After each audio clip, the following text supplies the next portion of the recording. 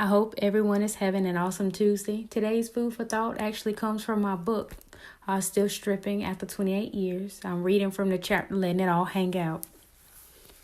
I had to release myself from creating an image of an imposter, a fake image of myself, because even though I was these things, I could not continue to be defined by those things.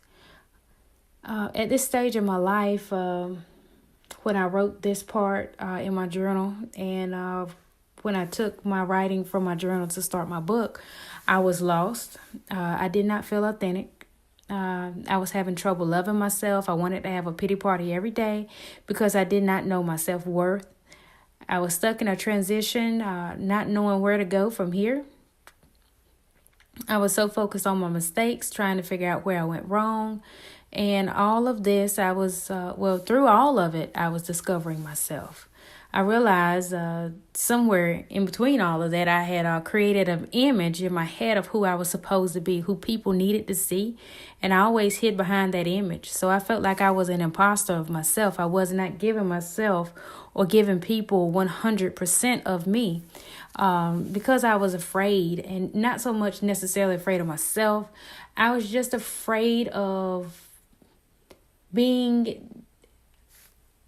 I was afraid of my destiny, I was afraid of the person who God wanted me to be compared to the person I felt like other people wanted to see or the world wanted to see.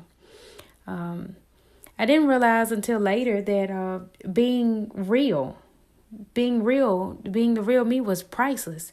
It's tiring trying to be someone you're not. Tired of living up to the false hype.